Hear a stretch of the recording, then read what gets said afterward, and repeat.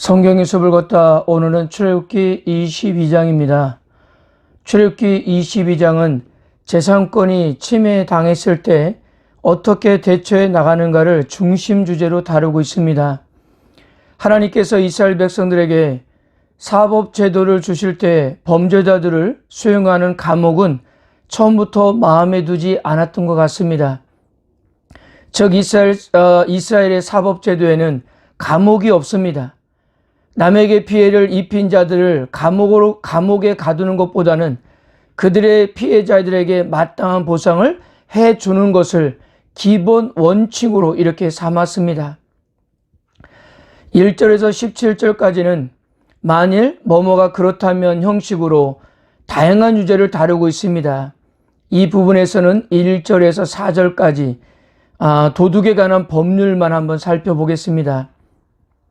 소나 양을 도둑질하여 이미 잡아 죽였거나 다른 사람에게 팔아 넘겼을 경우는 소 한 마리에 소 5마리, 양 한 마리에 양 4마리를 이렇게 배상하게 했습니다.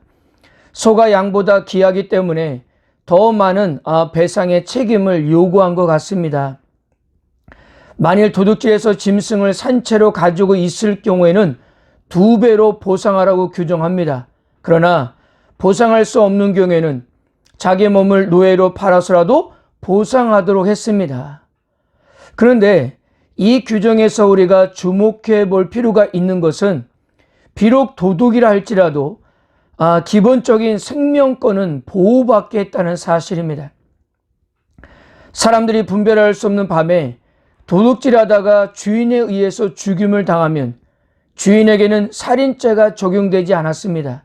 주인은 자신의 재산을 보호할 권한이 있었기 때문입니다. 그러나 밝은 대낮에 도둑질하다가 걸린 도둑을 죽이면 주인에게 살인죄가 적용되었습니다. 비록 주인이 자신의 재산을 보호할 권한을 가졌다 할지라도 과도한 힘을 사용한 것은 결코 용납할 수 없는 일이었기 때문이었습니다. 당시 고대 근동 사회의 분위기에서 참으로 이례적인 법이었습니다. 이처럼 하나님은 인간의 소유권보다 인간의 생명권을 더 중요시 여긴 겁니다. 아무리 도둑이라 할지라도 그의 생명과 인권은 당연히 존중되어야 했기 때문입니다. 또한 율법은 과실과 실수로 인한 사고를 분명하게 구분했습니다.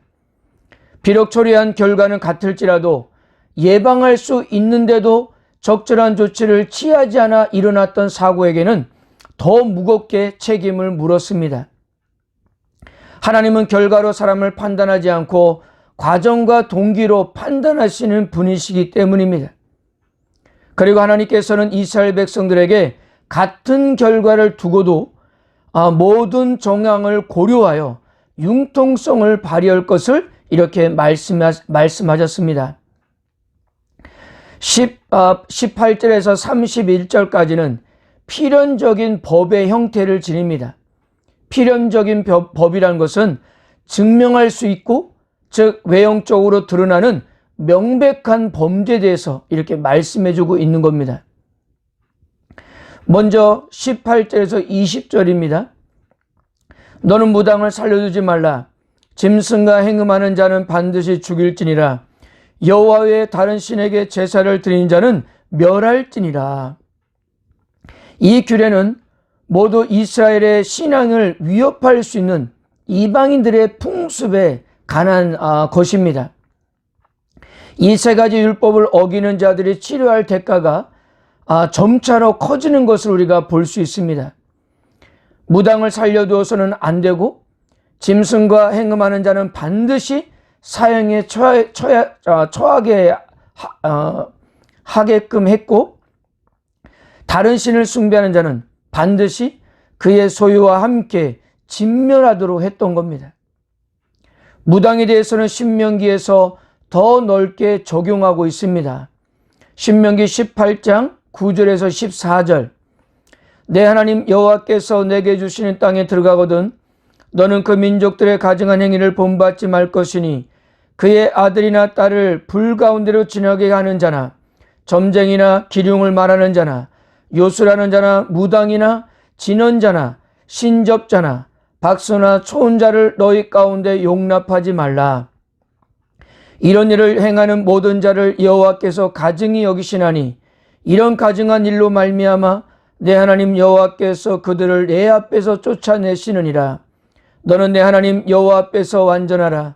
내가 쫓아낼 이 민족들은 기륭을 말하는 자나 점쟁이의 말을 듣거니와 내게는 내 하나님 여호와께서 이런 일을 용납하지 아니하시느니라. 짐승과 행음한 거에 대해서도 레위기 20장 15절과 16절에서 이렇게 말씀했습니다. 남자가 짐승과 교합하면 반드시 죽이고 너희는 그 짐승도 죽일 것이며 여자가 짐승에게 가까이하여 교합하면 너는 여자와 짐승을 죽이되 그들을 반드시 죽일지니 그들의 피가 자기들에게 돌아가리라. 특히 다른 신에게 제사를 드리는 경우에 처벌 수위가 매우 높은 것을 볼 수 있습니다. 여기서 멸하다는 단어는 진멸이라는 헤렘에서 왔습니다. 우리가 앞으로 이 단어가 기록된 내용들을 물론 살펴볼 것이지만요, 사람이 진멸을 당하는 경우는 단순히 그의 생명을 거두어 주는 것으로 끝나는 것이 아닙니다. 그가 소유한 모든 것이 함께 파괴된다는 의미를 갖고 있어요. 말 그대로 완전히 진멸당하는, 전멸당하는 그런 의미가 포함된 단어입니다. 여호와 신앙의 근본적인 1계명을 범하면 어떤 결과를 초래할 것인에 대한 경고였던 것입니다. 주의 백성들은 일편단심 하나님을 바라보며 자신들의 순수성을 보존하기 위해서 최선을 다하는 것은 우리가 해야 할 최선의 의무인 것을 이렇게 알 수가 있는 겁니다. 또한 하나님은 이스라엘 사이에 들어와 정착하여 사는 이방 나그네를 억압하거나 학대하지 말라고 말씀하셨습니다. 그 이유는 무엇보다도 이스라엘 백성들도 한때 애굽에서 나그네 생활을 했기 때문입니다. 나그네 생활의 서러움을 누구보다도 잘 아는 이스라엘 백성들은 결코 그들 중에 거하는 궁핍한 나그네들을 멸시해서는 안 되었던 것입니다.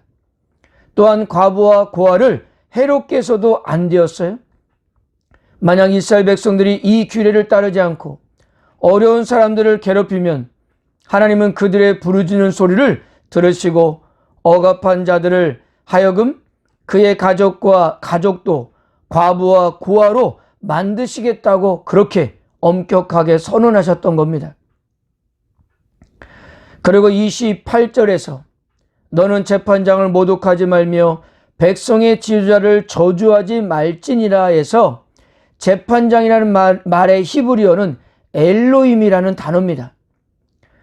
이 재판장이라는 단어가 9절에서도 언급되어 있는데요. 그곳 히브리어도 엘로힘으로 되어 있어요.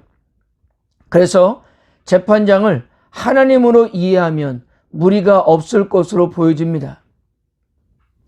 모독하다라는 단어가 카랄이라는 단어인데요. 사소하게 만들다, 중요하지 않게 여기다는 뜻입니다. 즉 하나님을 경시해서는 안 된다는 말씀인 겁니다. 지도자 역시 하나님에 의해서 선출되었기 때문에 그들 역시도 함부로 대할 수가 없다는 사실을 이렇게 언급하고 있는 겁니다. 하나님께서 이스라엘 백성들에게 이 모든 규정을 주시고 준수할 것을 요구하고 있는 것은 그들이 하나님의 거룩한 백성이었기 때문입니다. 세상 민족들과 다른 신분을 지닌 자들답게 생활 방식도 달라야 했던 것입니다. 경제 생활에서도 서로에게 매정하게 굴어서는 안 되며 하나님의 이름에 폐를 끼치는 일도 우리는 삼가할 필요가 있습니다. 특히 본문에서 보면 먹는 것도 달라야 했습니다. 일상적인 음식을 대하면서도 그것을 통해서 하나님과의 관계를 숙고하듯이 우리의 일상적인 삶 속에서도 거룩한 백성답게 살도록 우리들은 깨어 있어야 할 것입니다. 너희는 거룩하라. 나 여호와 너희의 하나님은 거룩함이니라. 아멘.